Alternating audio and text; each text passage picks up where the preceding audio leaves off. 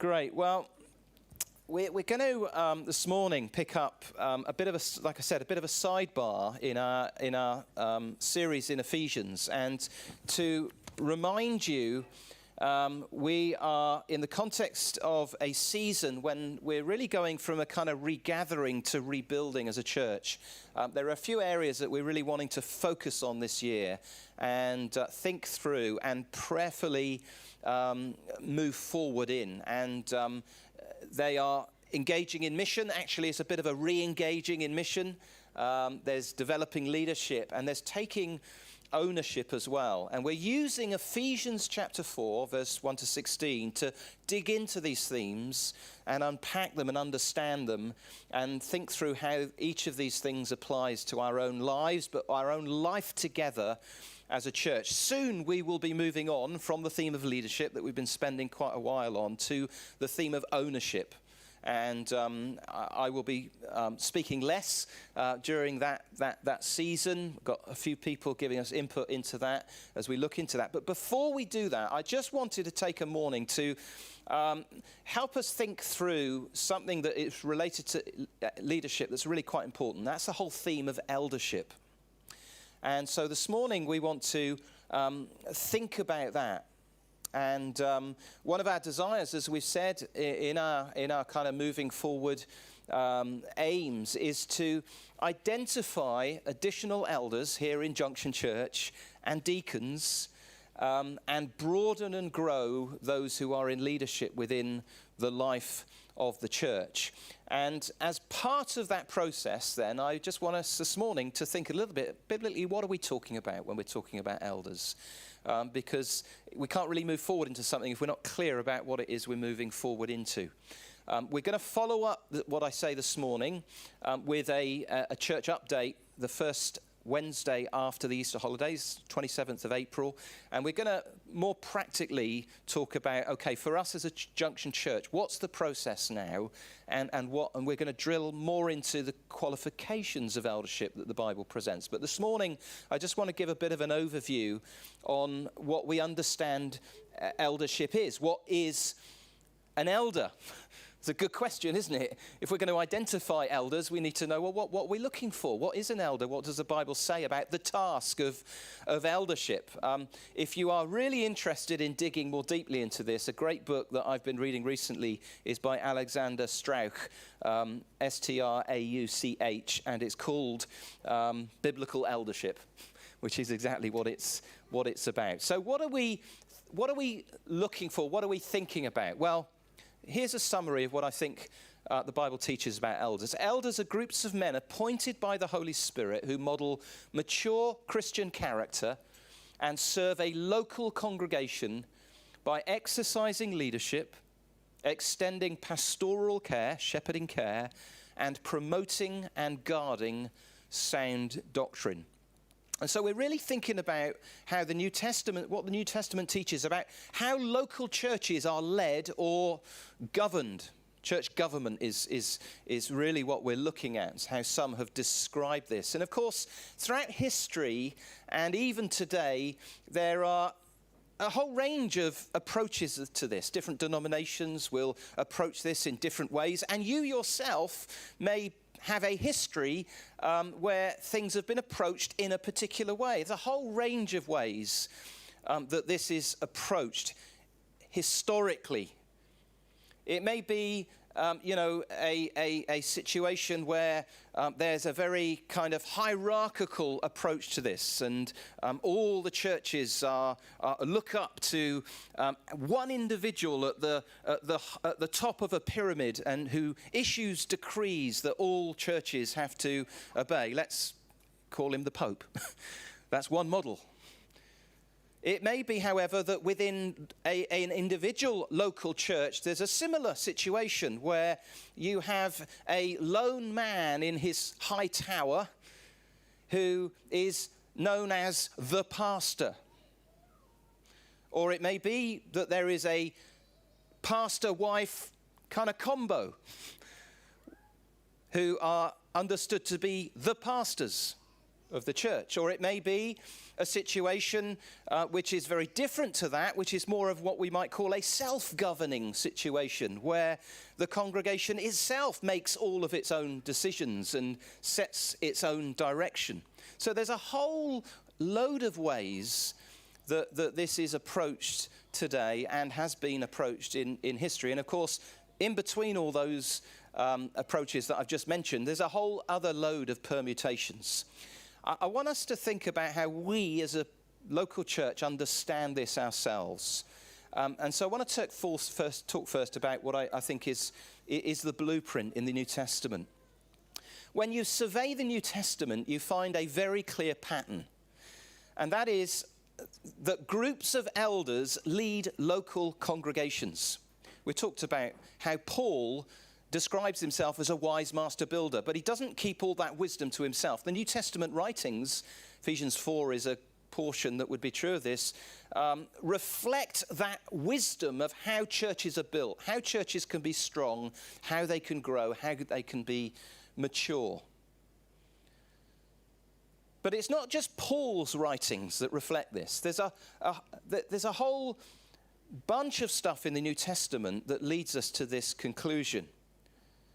Now, of course, there's a lot of things that the New Testament doesn't tell us about how local churches work. What might be some of those things? Well, things like worship. I tell you, the Bible's almost silent, New Testament, in terms of how corporate worship happens. How they organise their worship, how they organise their kids' work, how long their meetings were, how long the preaching was. I mean, these are important questions, aren't they? But they're not questions that you'll find answers to in the New Testament. How they organise their small groups. There's a lot of stuff about the how-to of local church that isn't spoken about in the New Testament. A lot of blanks, if you like. But when it comes to church government and church leadership, the Bible is clear and explicit and consistent. If you like, the blueprints that we've spoken of, which does have a lot of internal walls that aren't drawn in, has some very clear lines when it comes to how local churches, I believe, are to be led and governed. And that is through groups of elders. And actually, not elders isolated, elders who are connected relationally to apostles and their co-workers who move amongst the churches. And that would be our understanding of how we want to work out local church leadership and government. So let's just quickly kind of survey through the New Testament to underline this. We find that in Jerusalem, which is, of course, the mother church, the original church, where it all began. Initially, it's led by apostles in Acts chapter 2, but that doesn't continue. By the time we get to Acts chapter 15, we read of the church and the apostles and the elders. So at some point, there was a transition from simply apostles leading the church in Jerusalem through to a scenario where there were elders who were leading that local church. And we find James, for example, the brother of Jesus, referred to as an elder and seems actually to have had a leading role amongst the group of elders who were overseeing the church in Jerusalem. So that's Jerusalem. James, which was a letter, in fact, probably the earliest New Testament letter, written to Jewish congregations who'd been scattered. James writes to these scattered congregations, and within his letter in chapter 5, he speaks of how they are to call for the elders of the church. So clearly, these Jewish congregations, very early on in the history of New Testament church life, had identified elders among them. And then, of course, the practice of Paul, who evangelized and planted churches amongst more ethnically mixed populations. Not just Jews, but Gentiles as well. In his first missionary journey, he preaches the gospel, people respond, and then he puts the brakes on and he does a U-turn. And along with Barnabas, he returns to those groups of new believers. And we read in Acts 14:23 that he appoints elders in every church. That was the precedent that he sets on his first missionary journey. He wasn't content just for a response to the gospel. No, he invested time going back into what were some threatening situations. I mean, in some of those towns, he had had near-death experiences because he'd been stoned. And yet he returns to those towns and to those groups of new believers in order to appoint elders in every church. And that was something that he continued to do. In Acts 20, on his way back to Jerusalem after his third missionary journey, much later on, he stops off at a place called Miletus, and we read in Acts 20 that he sends to Ephesus, and he calls who? The elders of the church in Ephesus to come to him. Ephesus was by that time a large regional church made up from people from a predominantly Gentile background, and Paul himself had spent 3 years planting that church, and clearly that involved at some point appointing a group of elders who were these individuals that he calls to him when he's stopping off at Miletus on his way back to Jerusalem. In his letter to the Philippians, he addresses saints, overseers, and deacons.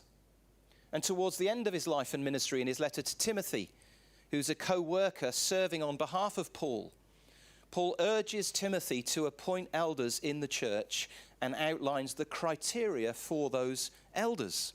1 Timothy 3:1, if anyone aspires to the office of an overseer, he desires a noble task. Titus 1:5, another letter to Titus, who similarly is another co-worker who's been sent by Paul to finish his apostolic work of establishing churches on the island of Crete. And again, he writes to Titus and he charges him to appoint elders in every town as I directed you. And again, gives what is a very similar set of criteria. So it was the practice of Paul, but it wasn't just Paul. Peter, in his letter, an apostle to churches made up mostly from a Jewish background, writes in his letter to churches spread across 5 regions of Asia Minor, which is modern-day Turkey. And during his first letter towards the end, he addresses the elders in his letter and gives them specific instructions. So 1 Peter 5, I exhort the elders among you, shepherd the flock of God that is among you, exercising oversight. Hebrews, we're not quite sure who wrote Hebrews, but again, Hebrews encourages those in the church in Hebrews 13 to obey your leaders and submit to their authority as those who will give an account. So, whistle-top tour through the New Testament. It is clear that there is a pattern here, an expectation, a New Testament practice, that wherever the gospel advances and local church communities are formed, they are led by groups of elders. And of course, that word is always in the plural. You may have noticed that in those verses. Paul doesn't ever appoint a single elder or a pastor. In Miletus, he doesn't call for the pastor to come and visit him. No, he calls for the elders to come and visit him. In his letters, he doesn't address the pastor, but the elders. And of course, when he writes to Timothy and Titus, he asks them to identify not a pastor, but elders. This is always in the plural. That's one of the reasons why we are giving a particular focus to this, because we shouldn't ever feel comfortable with a situation where we don't have elders in the plural. Do you agree with that? Nod at me. We don't feel comfortable, and I certainly don't feel comfortable. Something remains unfinished when that's the case. And by the way, if you're with us joined us in the last 3 years as a church, you might be wondering, well, surely that's what we've always planned here. It isn't actually what we planned. It's happened through certain circumstances, but it's a situation that we want to address. And one of the ways that we want to address that is by identifying additional elders. And by the grace of God, getting through to a point where we can appoint those who are qualified. And that we feel together the Holy Spirit has appointed to take on that role. So, what's the task? What do elders do? Let's think about this. Paul writes in 1 Timothy 3, this saying is trustworthy. If anyone aspires to be an overseer, he he desires a noble work. Other translations say a noble task. It's interesting, isn't it? It seems like this was one of the catchphrases. Maybe it was one of Paul's own catchphrases. Maybe it was a catchphrase among the churches that he travelled amongst. I wonder what would be our catchphrase as Junction Church. Have we got any catchphrases, do you think? Well, this was one of Paul's. It was a well-known one. And it underlines the way in which they really valued eldership. And it also underlines for us the way in which eldership is a task or a work. It's not a title. Paul doesn't say if anyone aspires to eldership. He aspires to a noble position or a noble title. No, he says a noble task. It's not a title. It's not a position. And it's not a gift. And so if you're following through the Ephesians 4 gifts, apostles, prophets, evangelists, pastors, teachers, you think, well, where's elders? Surely eldership is a gift. No, it's not a gift. It's a task. And it's a noble task. That word means it's excellent, it's important, it's good, it's commendable. Some would describe it as an office. It is a task that's important and that requires an authority from God that God indeed gives. And it's a task, of course, that does require gifting. Last week, John Groves was helping us understand, in particular, elders need to have some measure of pastoral gifting, shepherding gifting, and teaching gifting to some measure, to some degree. And, of course, that's one of the reasons why elders aren't mentioned in Ephesians chapter 4, because they're not gifts of the ascended Christ. They are tasks. They're a role that individuals who are duly qualified and appointed by God himself fulfills. And the New Testament uses 3 terms to describe and sum up this task or this role. And these terms are used interchangeably. They are elder, overseer, shepherd. And by the way, as we think about this and we think about this task, I really want to encourage us to prayerfully be reflecting on our own situation. Now, if you're relatively new to us, that might, of course, be a bit harder to do. But I want you to be thinking, who is currently doing this stuff? Because identifying elders is about identifying, in a sense, those already who have this, who are functioning in this way. Do you see what I mean? So I really want to encourage us to be thinking, who amongst us is doing this task?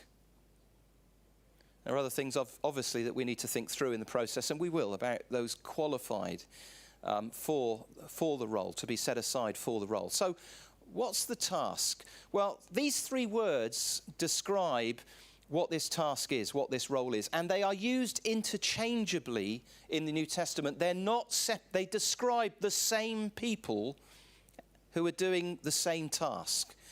And so Acts 20, from Miletus, Paul, it says, sent to Ephesus and summoned the elders. So they're called elders, the elders of the church. And when they came to him, he said to them, be on the guard for yourselves and for all the flock of which the Holy Spirit has appointed you as, not elders, overseers. So he's describing them with those 2 words. They're used interchangeably.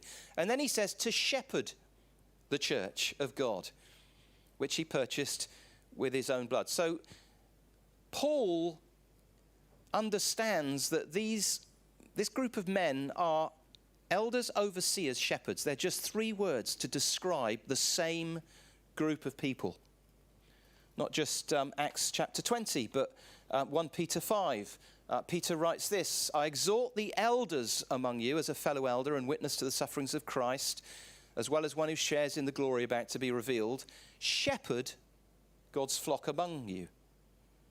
Not overseeing. Okay, same 3 words, same 3 terms. Out of compulsion, but willingly as God would have you. And he then goes on to speak about being examples to the flock. He uses, again, shepherd language.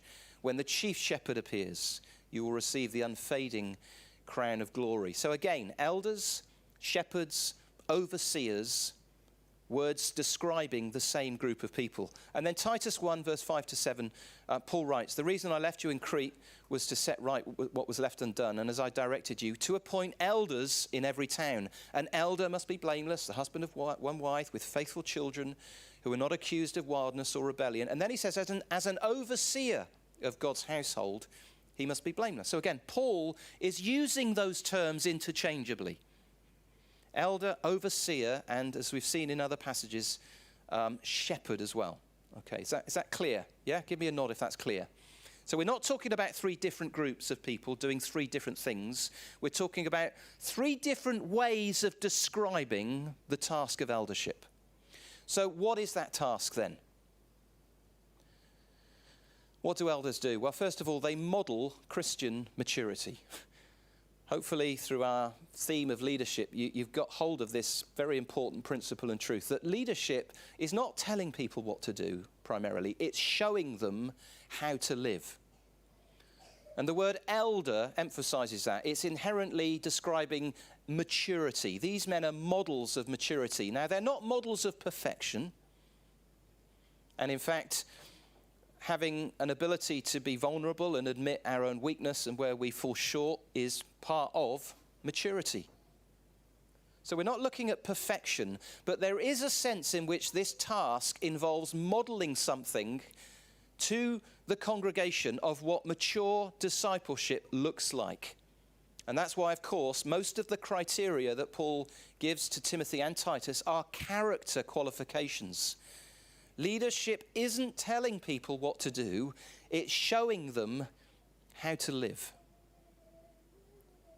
And of course, what we most learn in life is what we most see modeled. For good or ill, to one degree or another, we always will mimic what we see modeled. And that, if you're a parent, is why parenting is such a massive challenge. Most of what your kids are learning isn't what you're teaching them verbally. I mean, that would be nice and easy, wouldn't it? That would be simple. It's not what they're learning verbally in Faith Kids or in their youth group. It's what they are seeing modeled in your life as a parent, as a disciple of Jesus. What you're like behind closed doors. Your priorities, your kids see that. I mean, these little people that we've got living in our homes, I tell you, they're way brighter than we give them credit for sometimes. They see stuff. They clock stuff.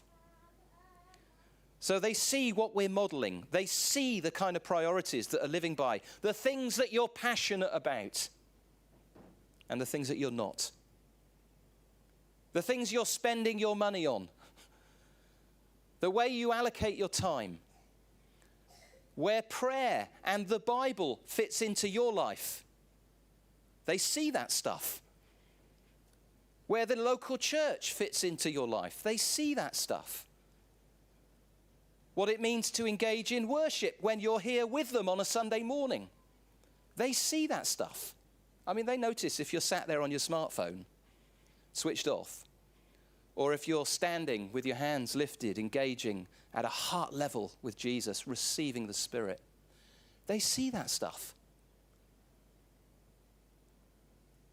They are constantly watching you, and they are learning. And you know what? It's the same in the family of the church, because the church is a family. And elders are to be role models, first and foremost. Demonstrate what it means to follow Jesus, love the church, and engage in God's mission. They model maturity. So let me ask you then, who do you look to as a model of what it means to live as a disciple of Jesus? Who do you look to in this church family? Who inspires you? Who do you aspire to be like? Who models the kind of character qualities that Paul lists for us in 1 Timothy and Titus? Those are good questions for us to prayerfully reflect on. They model maturity. They also next exercise oversight. The word overseer is in Greek the word episkopos. It's the word that the word bishop comes from, but it's not a technical word. It's actually a word that was commonly used in Greek culture at the time of the New Testament was written. It wasn't a religious word at all. It was a word that referred to a range of officials in society who fulfilled what we could call a leadership role, a leadership task. It was used specifically to describe someone who exercised their responsibility to supervise others or an area of public life. We might use the word manager, although that is probably not particularly helpful with all the connotations in our own world of what comes with that. It describes, however, someone who had a role that involved directing and managing an area of responsibility, and who therefore exercised a measure of leadership authority over people in the process. Episkopos, oversight. Oversight isn't just passively keeping an eye on things. It is bringing direction and leadership to the body of the church, what we might call governance. Strauch says this of this word, and he refers to the work of Herman Bayer, who's into New Testament language, Greek language. The Greek word overseer is a general term like our English words supervisor, manager, or guardian. In ancient Greek society, the word was a well-known designation of office. It was broadly used to describe any official who acted as a superintendent, manager, guardian, controller, inspector, or ruler. More commonly, states Herman W. Bayer, the episkopoi are local officials or the officers of societies. And so elders are those who exercise oversight. There's a leadership edge to what they do.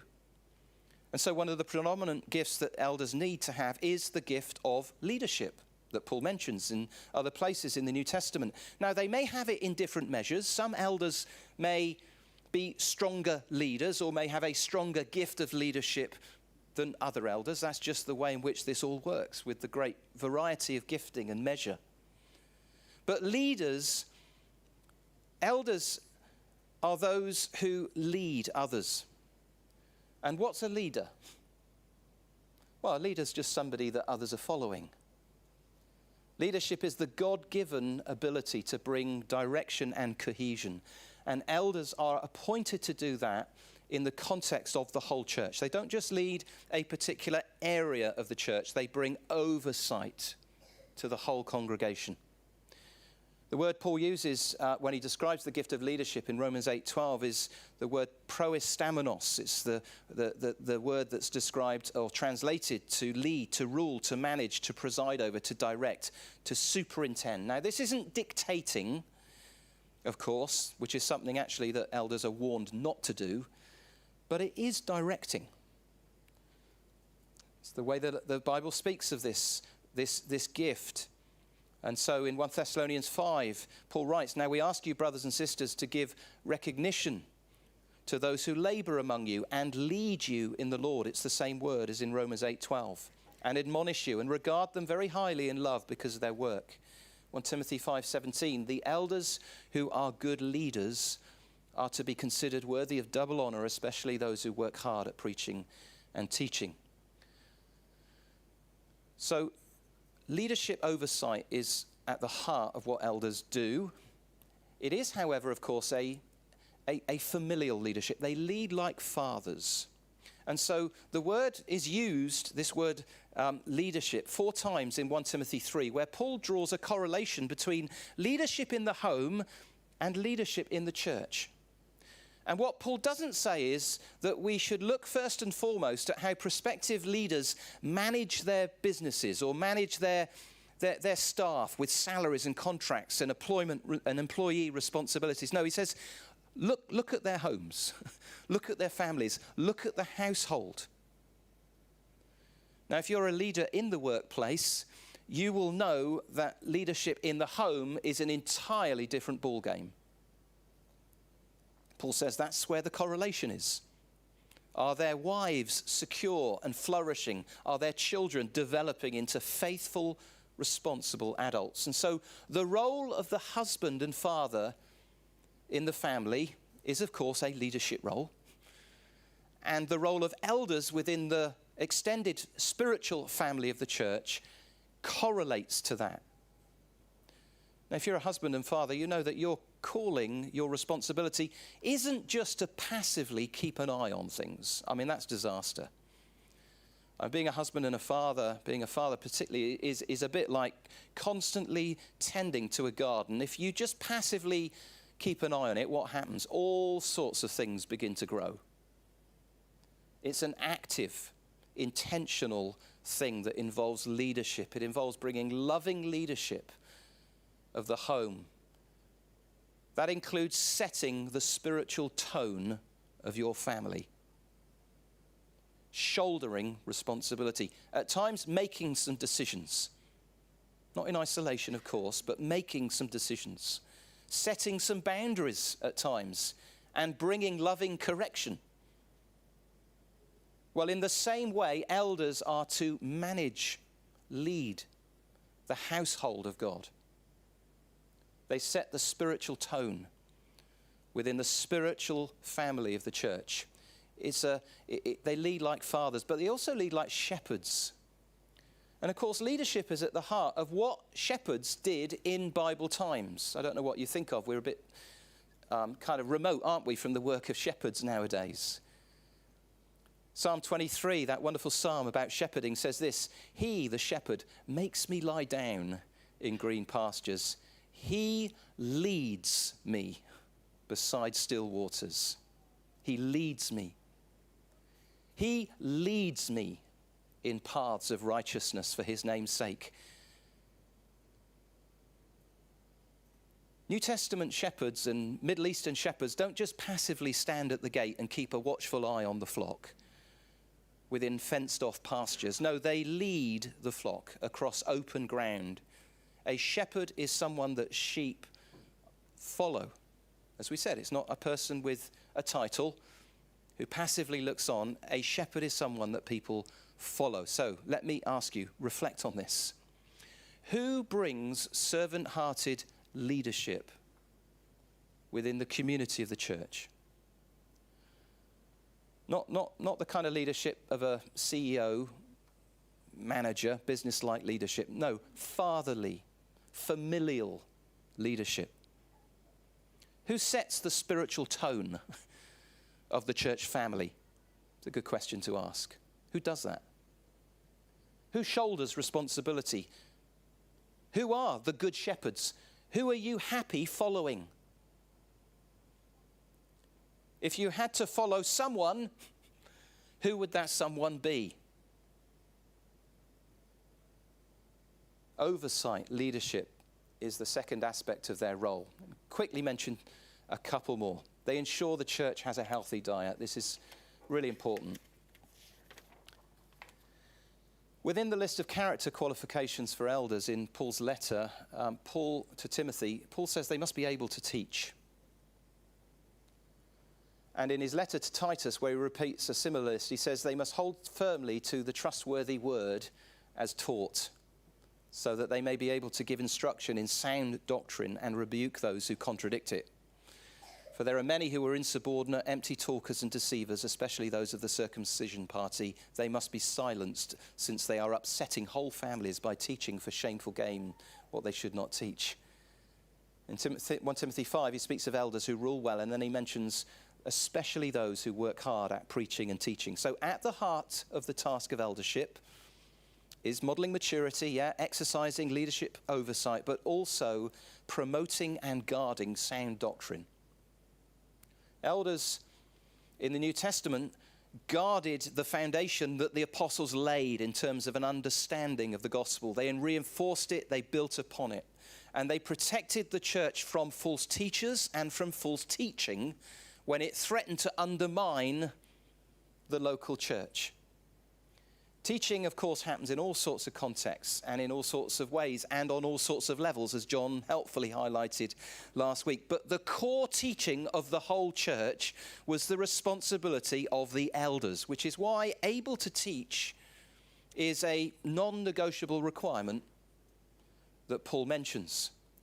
Now, that doesn't mean, okay, it's important to say this, that all elders were expected to be equally gifted in terms of public teaching ability and preaching, or all even share equally in that. In fact, 1 Timothy 5 implies that they won't all do as much of that as others, and there won't be an equal gifting among them. Paul mentions especially those who work hard at preaching and teaching. So there were other elders who they are to honour, who actually didn't do as much teaching as others. You see what I'm saying?